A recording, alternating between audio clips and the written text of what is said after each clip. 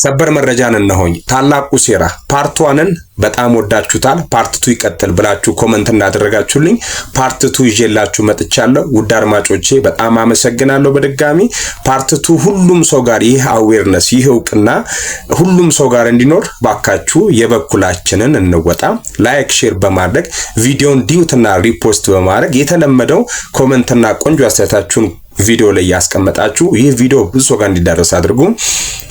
አፍሪካ ዋጋ ከፍላ ያበቃችው ሙያተኛ ተማሪ ባለምጡቅ አእምሮ ዕውቀቱን ጊዜውን ገንዘቡንና ጉልበቱን ያሳደገውን ረስቶ ያደገውን ማለትም ግለሰብ ሳይሆን ዘርገዳዩን አገር የበለጠ ሲያለማትና ሲያበለጽጋት ይኖራል።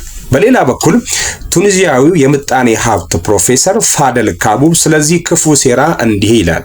ይህ ሁሉ የሚሆነው እኮ ልቦናችንን ቀድመው ስለበሉት ነው ይላል። እኛ አፍሪካውያን የነጠጠ ሀብታም ሆነን ሳለን ደግመው ደጋግመው ደሃ ናችሁ አሉን። እናም ይህን እሳቤ በእኛ ውስጥ ለማኖር ብዙ ዋጋ ከፈሉ። ስሙኝማ ከ75% እስከ 80% በመቶ የምድሪቷ ማለትም የዓለም የኮበልት ማዕድን ምንጭ በአንድ ሀገር በዲአር ኮንጎ ብቻ ይገኛል። ጉድ ነው። ግን ምን ያደርጋል? ይህ እንዲረሳ ሆነ ብለው ኢንቴንሽናሊ ሀገሩ አንዴ በወረርሽኝ ሌላ ጊዜ በጦርነት ያምሱታል። ይህ ከጦርነት መሃል የሚወጣው ኮበልት ተንቀሳቃሽ ስልኮችን፣ ኮምፒውተሮችን፣ የኤሌክትሪክ ተሽከርካሪዎችን፣ ባትሪዎችንና ሌሎች ግዙፍ ግኝቶች ያለ ኮበልት ቁራሌ እንደሆኑ እነሱ በደንብ ያውቁታል፣ ከልባቸውም ይጠቀሙበታል። 90% የምድራችን ፕላቲኒየም የአፍሪካ ማህፀን ነው፣ ያውም ከሳውዝ አፍሪካ። ሆኖም ግን ለማወቅ ብሎም ለማልማት ዘመናት ወስዶብናል። ነጭ የማሰቢያ በሩን ቁልፍ አርጎ ዘግቶብን እንደ ጨው ፈረንጅ በሆነው ባልሆነው ካልጀመረው ካልገባበት አፍሪካውያን የምንችል የምናውቅ እስከማይመስለን ድረስ የግብርናና የቱሪዝም ሀብታችን ጨቅ ያለ ትርፍርፍ ያለ ተዝቆ እንኳን የማያልቅ ነው። ምሁሩ የቱኒዚያው ሰው ሲቀጥሉ እንዲህ ይላሉ። አፍሪካ እጅግ የተዛባ ገጽታ መፍጠር ደግሞ የታላቁ የሴራው የመጀመሪያው ታላቁ ግባቸው ነው። ግዙፍ ነን ብለው በማሰብ ግዙፍ ያልሆኑትን፣ ትልቅ ነን ብለው በማሰብ ትልቅ ያልሆኑትን የማያክሉትን የውሸት የካርታ ስዕል በመስራት ለራሳቸው ከንቱ ውዳሴን ይሰጣሉ። የኛን የአፍሪካን ደግሞ ትንሽዬ በማስመሰል ዓለም አቀፋዊ ውርደትን ያከናንቡናል። ዓለምም በዚያ በድረ ገጾቿ በህትመቷ በሚዲያ ኢቨን ኢፍ በስርዓተ ትምህርቷ ጨምሮ በዚህ አደገኛ ሴራ ውስጥ ያካተታሉ። ይህ እጅግ የተጠናና በተደራጀ መንገድ የተተገበረ ወደፊትም የሚተገበር የአፍሪካን ገጽታ የሚያንሸዋውር እቅድ ነው። ተንኮለኛው ሆሊውድ አፍሪካን ምቾት ያደረገ ቀረጻ ካለው ለታሪኩ አስፈላጊ ባይሆንም እንኳን ያደገውንና የለማውን ቦታ ሳይሆን ጢሻውንና ገደላ ገደሉን ይመርጣል። ስም አጥፊ ሆሊውድ ፍጹም የሚላስ የሚቀመስ የሌለበት ጽዳት ህልም የሆነበት ባህልና ወግ ልምድ ብሎ ነገር እንደ ቅንጦት የሚቆጠርበት በጠመንጃ የምትዋይ ፍትህ አልባ አህጉር አድርጎ ማሳየት የሴራው ቁንጮ ነጥብ ነው። እግዚኦ በዚህ በእኛ ዘመን ግን አጥንት የሰረሰረና የዘለቀ ስር የወጋ ሴራን የሚገልጥ ሰው ተገኝቷል። ለዛውም ጥቁር የቆዳ ቀለም ያለው ወጣት አሜሪካዊ ዳርን ዋትኪንስ ስፒድ ዶዝ አፍሪካ በሚል መጠሪያ በ20 የአፍሪካ ሀገራት የጀመረው የቀጥታ ስርጭት ጉብኝት የምዕራቡን ዓለም በውሸት አህጉርን የማጠልሸት ሴራን ያከሸፈ ሆኗል። የዳርን የኢትዮጵያ ጉብኝት ብቻውም ለዚህ ጥሩ ማሳያ ሆኖ እስከ ትንሽ አንቅቷቸዋል። ፍትህ የማይሰጠው የወጣቱ ጉዞ የአድዋ መታሰቢያ ሲደርስ ታሪክን እንደ አዲስ ለመዘከርም በቅቷል።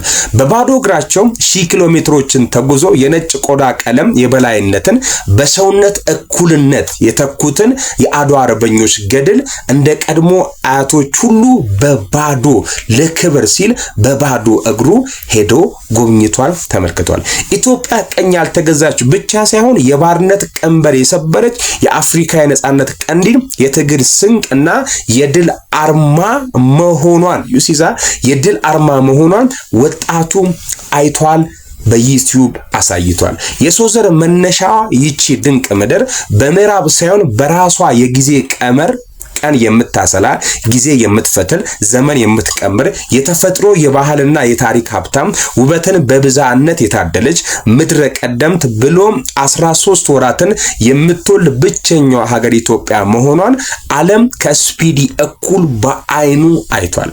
እድሜ ለስፒዲ ድፍን ዓለም ቀኑን የሚጀምርበት የቡና ምንጭ ከጥቁር አንበሶች ምድር መሆኑን ለመጀመሪያ ጊዜ የሰማ ተገኝቷል።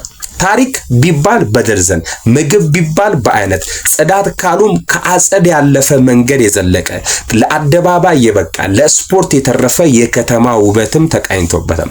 ቴክኖሎጂ ከተጠራ ነገን የታለመ ብቻ በመድረክ ስሙ በአይሾ ስፒድ አይን ዓለም ለ4 ሰዓት ከ52 ደቂቃ ከ33 ሰከንድ የኢትዮጵያውያን እውነት መልክና አውንታዊ አውድ ለመኮምከም ችሏል። እውነታው እዚህ ላይ ነው። ተቆርጦ በተቀጠለ እንደወደዱት ባጠናከሩት ዜናና ዘገባ ፊልም መልክ አልባ የነበረችዋን አፍሪካ በወጣቱ ስፒዲ በ48 ሚሊዮን ዩቲዩብ ቻናል ዘንድ በቀጥታ ስርጭት ሴራው ከንቱ ሆኗል። ስፒዲ ባል ሳይበርዝ ታሪክ ሳይፈውስ ገጽታ ሳይንሸዋወርር ያያል፣ ያሳያል፣ ይደሰታል፣ ያስደስታል፣ ይስቃል፣ ያነባል፣ ይገረማል። መቼም በትዕይንቱ ሴራቸው ታጭዶ ዶጋ አመድ የሆነባቸው እውነታው በወጣቱ በመጋለጡ ህፍረታቸውን መሸፈኛ ሳያጡ አይቀሩም። በሌላ በኩል የሱን የቀጥታ ስርጭት የታደሙ እና የተቀረጸውን ቆየት ያሉ የአፍሪካ ቪዲዮ መሰረት ያላቸው የድንቅነሽ ልጆች በሙሉ አይናቸው እንባ እያቃረረ ባዩት ነገር እየተገረሙ የደስታ ሲቃ እየተናነቃቸው ኢትዮጵያ አፍሪካ እያሉ በባለፈው ታሪክ እየተቆጩ የወደፊት የልጆቻቸው ተስፋ ደግሞ እየታያቸው በስሜት እንደ ስፒዲ ሆኗል። ከአፍሪካ ሀገራትና በተለይም ከአዲስ አበባ በተንቀሳቃሽ ምስል የተጋሩትና ያዩት እውነታ ሁሉ ህልም እየመሰላቸው ምናለ ባልነቃው ብሏል። ልባቸው ጮቤ ረግጦ በደስታ በሐሴት ፈንድቋል። እናም አፍሪካን በድረቀኝ ግዛት እሳቤ we must keep Africa poor ሲሉ ራዕይ የታለሙ ስልት የተነደፈ ተቋም የተፈጠረ ሚዲያ ያደራጁ ፖሊሲ የተቀባበሉ ምዕራባውያን በ21 ዓመቱ አይሾ ስፒድ የቀጥታ ትዕይንት ድባቅ ተመቷል። ከኢትዮጵያ በተጨማሪ በደቡብ አፍሪካ፣ ሩዋንዳ፣ ዛምቢያ፣ ዚምባብዌ፣ ሞዛምቢክ፣ አንጎላ ሌሎችም የአፍሪካ ድንቅ ሀገራት ስፒዲ ይህንን በደንብ አሳክቷል። ከ10 ሚሊዮን በላይ ተመልካች ካገኘው የአይሾ ስፒድ የኢትዮጵያ የቀጥታ ስርጭት ላይቭ ስትሪም በኋላ ዓለም በብዙ ስለ ኢትዮጵያ ብሎም ስለ አፍሪካ አውርቷል፣ ጽፏል። በእንባ ጭምር ባየው ነገር መነካት መገረሙን በተንቀሳቃሽ ቪዲዮም ሰርተው አጋርቷል። ግን አንድ መሰረታዊ ጥያቄ አንስቷል። ዓለም ለምን ይህንን እውነት ደበቀን? ለምን እስካሁን ሳናየው ቀረን ብሏል። ደራሲ በረከት በላይነህ በአንድ የምንባብ ትዕይንት ላይ አሪፍ በሚባል ሐሳብ ጉዳዩን በግጥም ያወዛል። እንዲህም ይላል። እንደጠለፈኝ ማን እንደሰበረኝ ጥያቄ አጣው እንጂ መልስማ ነበረኝ። አሁን ዝነኛው አፍሪካ አሜሪካዊ አይሾ ስፒድ ይህንን ቅኔ የፈታው ይመስላል። ይህን መረጃ ያሰናዳችው አስማር ቸኮል ነች። እንደዚህ አርጌ በአሪፍ ሁኔታ አፕዴት አድርጌ ያቀረብኩት እኔ ቲክቶከር ነኝ ጃ ፋሚሊ። አንድ ቆንጆ ቻሌንጅ እንደ ሐሳብ አሰብኩኝ። ሰወዳችሁ እቺን ነገር ብቻ በማድረግ ሞክሩ። አንድ ፎቶ መጨረሻ አስቀምጣለሁ። እሷን ፎቶ ለአንድ ሳምንት ፕሮፋይል እናርጋት። ይሄን ቪዲዮ ስለሰራው አመስግኑኛለሁ።